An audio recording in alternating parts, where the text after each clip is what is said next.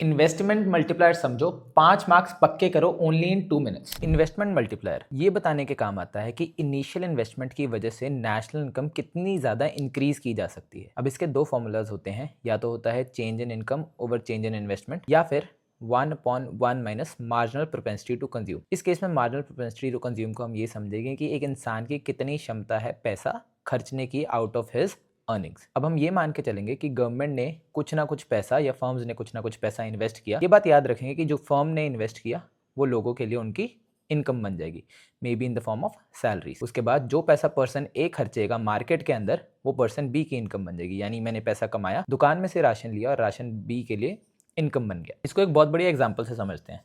मान लेते हैं गवर्नमेंट या फर्म ने इन्वेस्टमेंट की 100 रुपये की, जिसकी वजह से एक एवरेज पर्सन की इनकम यानी एक आम इंसान की इनकम 100 रुपये से बढ़ जाएगी। अब उस इंसान ने क्या किया, उस 100 रुपये में से 80 रुपये खर्चे और 20 रुपये बचाए। मतलब जो 80 उसने खर्चे वो किसी और के लिए इनकम होगी। अब वो जो सेकंड पर्सन के लिए इनकम है, उस इंसान ने अपने 80 में से 0.8 यानी 64 खर्चे और बाकी पैसे बचाए। ऐसे करके ये पैटर्न चलता रहा। 64 से 51.2 खर्च हुए, 51.2 से आगे। जब ऐसे कैलकुलेट किया तो ओवरऑल चेंज इन इनकम 500 आ गया। ये कैसे आया? फॉर्मूला लगाया, investment multiplier which is 1/1 minus MPC।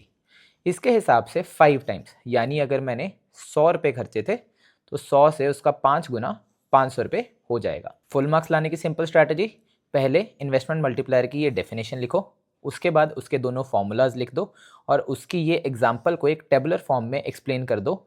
Make sure ये बताना मत भूलना कि पहले बंदे की इन्वेस्टमेंट, दूसरे की इनकम, और बाद में जब उसने इनकम से खर्चा किया तो वो तीसरे की इनकम। जल्दी से जल्दी बताओ नेक्स्ट वीडियो किस टॉपिक पे चाहिए, and for more follow fearless flyers.